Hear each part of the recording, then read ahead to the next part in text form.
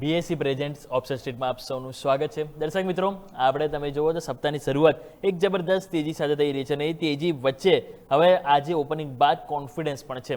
તો આપણે એ જ વાત કરવાની છે કે આ કોન્ફિડન્સમાં હવે આગળ શું તેજી જ કરીશું કે પછી અહીંયા થોડીક રાહ જોઈશું. તો આપણે જેમ જોઈ રહ્યા છો સ્ક્રીન ઉપર તમે જો સેન્સેક્સમાં આજે ઓપનિંગ બાદ સરસ તેજી અને 500 પોઈન્ટથી પણ વધારે તેજી તમે નજર કરો તો આપણને હાલ સેન્સેક્સમાં જોવા મળી રહી છે. તો આવો જઈએ આપણી સાથે એક્સપર્ટ એસઆર રિસર્ચથી શ્યામ રેલવાણી જોડાયેલા છે. શ્યામ સર, સૌથી પહેલાં તો હવે ઇન્ડેક્સ ઉપર વ્યૂ લઈ લઈએ, કારણ કે સેન્સેક્સમાં પણ તમે જો 78,000 લેવલ જે મેક્સિમમ ટાઈમ એક અવરોધ તરીકે કામ કરતું, પરંતુ હવે ફાઇનલ એની ઉપર ગયા અને એની ઉપર ટક્યા અને એની ઉપર કારોબાર પણ કરી રહ્યા છીએ. તો હવે આગળ શું સર? સેન્સેક્સમાં પણ જોઈએ તો ઉપરની તરફ જે છે આપણે ગેપ અપ ઓપન જોયું છે અને સારો એવો સસ્ટેનની સાથે જ કારોબાર જોવા મળી રહ્યો છે. ઉપરની તરફ હવે એક હર્ડલ વાળો એરિયા આવશે 79,000 ની આસપાસ, થોડું ઘણું ઇન્ડેક્સ હર્ડલ ફેસ કરી શકે છે. મેજર હર્ડલ વાળો એરિયા આ વીક માટે આપણા માટે રહેશે, અથવા તો પછી સેન્સેક્સની એક્સપાયરી જે ગુરુવારની છે એ વખતે રહેશે 79,250 થી લઈને 380 વાળો એરિયા. એ 100 પોઈન્ટની રેન્જ એવી છે જે સેન્સેક્સને આ વીકમાં સારો રેઝિસ્ટન્સ ફેસ થઈ શકે છે. નીચેની તરફ આપણે જોઈશું તો 78,180 વાળો એરિયા જે છે સારા સપોર્ટ એરિયા તરીકે બિહેવ કરશે. આ બંને રેન્જની અંદર જે છે ઇન્ડેક્સ રેન્જ બાઉન્ડ બિહેવિયર કરતો જોવા મળશે, કેમ કે જે રીતે ઉપરની સાઈડ આપણે ઓપન થયા છે તો નીચેની તરફ આવશે તો બાઇંગ વાળો એપ્રોચ રાખીશું, અથવા ઉપરની તરફ 79,300 ની આસપાસ આવશે તો એક પ્રોફિટ બુકિંગ વાળી મૂવ પણ એક્સપેક્ટેડ છે.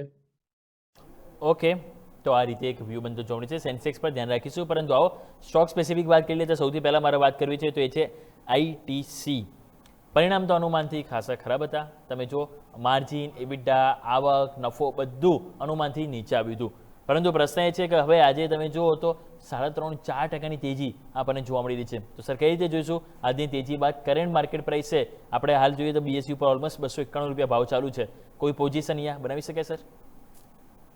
પોઝિશન બનાવવા માટે માત્ર 2 થી 3 રૂપિયાની ઉપર ક્લોઝિંગનો વેટ કરી લઈશું. 295 ની ઉપર જે છે સ્ટોક અગર ડિસાઇસિવલી ક્લોઝ આપી દે છે તો સ્ટોક નેગેટિવિટી છતાં પણ જે છે એક બેઝ બિલ્ડિંગનું એનું ફોર્મેશન પૂરું કરશે, કેમ કે સ્ટોકમાં આગળ જોઈએ તો જૂન 2026માં 275 ની આસપાસ પહેલો એટેમ્પ થયો હતો, સેકન્ડ જે છે જુલાઈ 2026માં થયો હતો. એટલે સ્ટોકે લગભગ ડબલ બોટમ ટાઈપનું ફોર્મેશન ઓલરેડી કરેલી છે અને એ રેન્જ ઉપરની તરફ જે છે જ્યાંથી સ્ટોકે 2 વખત રિજેક્શન લીધું હતું એ હતી 295 ની ઉપર આપણે આગળ ડિસાઇસિવલી ક્લોઝ આપી દઈએ છે તો સ્ટોકમાં પહેલા ટાર્ગેટ 301 અને એના પછી 310 સુધીની પણ મૂવ જોવા મળી શકે છે.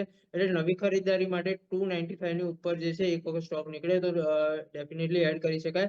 અને ત્યાંથી જો રિજેક્શન વાળી મૂવ સ્ટોકમાં જોવા મળે તો સ્ટોક ફરીથી જે છે નીચેની તરફ 285 ને 275 વાળા ઝોન સુધી એપ્રોચ કરી શકે. પણ આજનું જે રીતનું બિહેવિયર છે નેગેટિવ સેન્ટિમેન્ટ છતાં સ્ટોક જે છે સ્ટ્રેન્થ બતાવી રહ્યો છે, તો ચાન્સીસ વધારે એવા છે કે 295 ની ઉપર સ્ટોક જે છે બ્રેકઆઉટ આપી દે તો 295 ની ઉપર જે છે નવી ખરીદારી માટે એડ કરી શકાય. ઓકે, તો જેમ સર કીધું 295 અગર એની ઉપર આપણે ટેકે છે તો વ્યૂ પોઝિટિવ એટલે કે ઓપ્શન અહીંયા આપણે ફ્યુચરમાં એક લોંગ ટર્મ સલાહ બની શકે છે. Next counter sir Shriram finance. તમે જો એનબીએફસી કાઉન્ટરમાં પણ એક સારી એવી તેજી જોવા મળી છે, તેમાંથી શ્રીરામ ફાઇનાન્સ 1077 રૂપિયા આજુબાજુ બીએસસીમાં કાઉન્ટર કર્યું છે, 3.5% તેજી છે. અહીંયા સર ફ્યુચરમાં કોઈ સ્ટ્રેટેજી બનાવાય 1080 લેવલ ઓબ્વિયસલી પાસ પણ આપણે જોઈએ 1-2 મહિનામાં ત્યાંથી વારંવાર સ્ટોક નીચે આવ્યો છે, તો અહીંયા સર કેટલું ઇમ્પોર્ટન્સ આપીશું? ડેફિનેટલી તમે જે રીતે કહ્યું સ્ટોકમાં ઉપર 1080 1085 વાળા એરિયામાં સ્ટોકને 2 થી 3 વખત ઓલરેડી રેઝિસ્ટન્સ ફેસ થયો છે. એટલે આમાં પણ સેમ વ્યૂ રહેશે. આઈટીસી જે રીતે બ્રેકઆઉટની નજીક છે આ પણ બ્રેકઆઉટના એરિયા વાળાની આસપાસ જ ચાલે છે. એટલે 1085 ની ઉપર ડિસાઇસિવલી ક્લોઝ આપે તો પછી આપણે આમાં ખરીદારીની રાહ જોઈશું, અથવા તો પછી ઇન્ટ્રાડેમાં પણ અગર ઉપરની તરફ નીકળી જાય છે તો પણ નવું એડિશન કરી શકાય. ઉપરની તરફ 1110 અને 1150 ના બે ટાર્ગેટ રહેશે. નીચેની તરફ 1050 વાળો એરિયા જે છે 1040 1050 વાળો એરિયા જે છે એ સારા સપોર્ટ એરિયા તરીકે અત્યારે બિહેવ કરશે. એટલે નવી ખરીદારી માટે ઉપરની તરફ 1085 ક્રોસ કરે તો ડેફિનેટલી એન્ટર કરી શકાય. ઓકે, 1085 લેવલ છે. ફર્ધર નવું લોંગ કરવા માટે એટલે કે વ્યૂ તેજીનો બનાવવા માટે ફ્યુચરમાં અહીં આપણે ધ્યાન પર રાખીશું. આઈટી કાઉન્ટરે તમે જુઓ તો આજે એક જબરદસ્ત તેજીના માહોલમાં છે. ગયા સપ્તાહે પણ આપણને ખ્યાલ છે કે માર્કેટને તેજી આપવામાં સૌથી વધારે આગળ કોઈ હતું આઈટી હતું, અને આ સપ્તાહે પણ આઈટી તમે જો કમબેક નથી, એટલે કહેવાય ને કે પાછું નથી જઈ રહ્યું. તો એમાં જો ઇન્ફોસિસ, ટીસીએસ જબરદસ્ત 2.5% સુધી તેજી છે. સર આઈટી કાઉન્ટર કોઈ પસંદ છે તમને કરંટ માર્કેટ પ્રાઇસ છે કે જેમને ફ્યુચર્સમાં કોઈ પોઝિશન બનાવવી હોય તો બનાવે સર?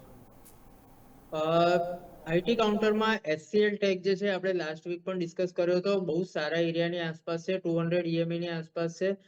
લાસ્ટ વીકમાં આપણે ડિસ્કસ કર્યો હતો, એના પછી એક સારું એવું ડીપ પણ જોવા મળ્યું છે. કોઈને નવું એડ કરવું હોય તો પણ કરી શકાય. 1355 ની 1358 ની આસપાસ અત્યારે કેશમાં ટ્રેડ કરી રહ્યો છે.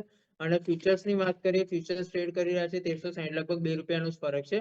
તો સેમ ભાવની આસપાસ છે. ઉપરની તરફ 1385 અને 1425 ના બે ટાર્ગેટ માટે એચસીએલ માં ધ્યાન રાખી શકાય. નીચેની તરફ એસએલ રાખવું હોય તો 1315 વાળો એરિયા જે છે સારા સપોર્ટ એરિયા તરીકે હવે બિહેવ કરશે. એચસીએલ ટેક એક પોઝિટિવ બિહેવિયર બતાવી રહ્યો છે. 200 EMA પણ ક્રોસ કરવાનો ટ્રાય કરી રહ્યો છે અને આજનું જ્યાં સુધી ક્લોઝિંગ છે પોઝિટિવ આવતું જોવા મળી શકે છે. ઓકે, તો એચસીએલ ટેક અહીંયાથી વ્યૂ પોઝિટિવ છે. નવું ફર્ધર લોંગ કરવા માટે ફ્યુચર્સમાં ધ્યાન પર રાખીશું. નેક્સ્ટ કાઉન્ટર વાત કરીએ તો તમે જો ઇન્ટરગ્લોબ, એબીએસ અને ઇન્ડિગો, અહીંયા પણ આજે સારી તેજી છે 2.5%. ક્રૂડ ઓઇલ તમે જો 4%, અહીંયા પણ જે કહેવાય ને ઘસારો આવ્યો છે. તો હવે ટ્રમ્પ સાહેબ થોડા ફરીથી કહેવાય ને ઢીલા પડ્યા છે, તો અહીંયા કઈ રીતે જોઈશું સર? સ્વાભાવિક છે કે ક્રૂડ ઓઇલનું જે ઘટવું એ એવિએશન સ્ટોક છે, એના માટે સારો એવો સીધો પોઝિટિવ એક રિસ્પોન્સ આપતું હોય છે. તો ઇન્ડિગો કરંટ માર્કેટ પ્રાઇસ 5290 આજુબાજુ હાલ બીએસસીમાં કારોબાર કરી રહ્યો છે. તો સર કઈ રીતે અહીંયા જોઈશું આપણે?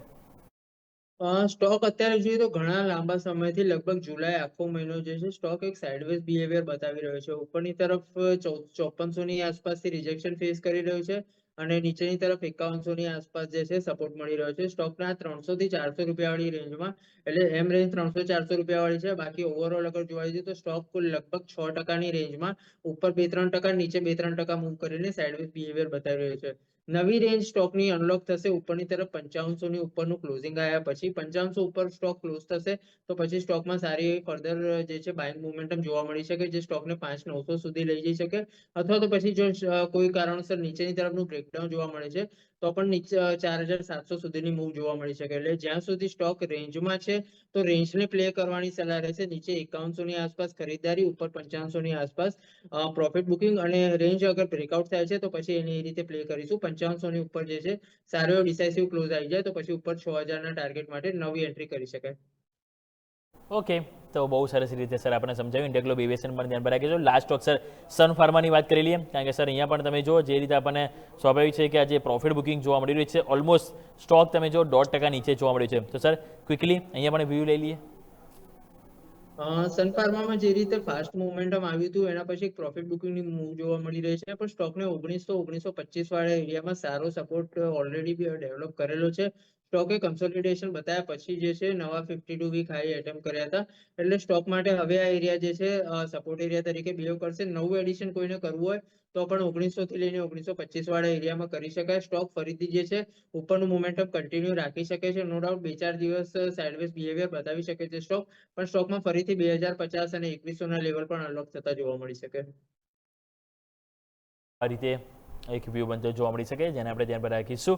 તો દર્શક મિત્રો, આપણે વાત કરીએ આપણી ખાસ રજૂઆત બીએસસી પ્રેઝેન્ટ્સ ઓપ્શન સ્ટ્રીટ પર.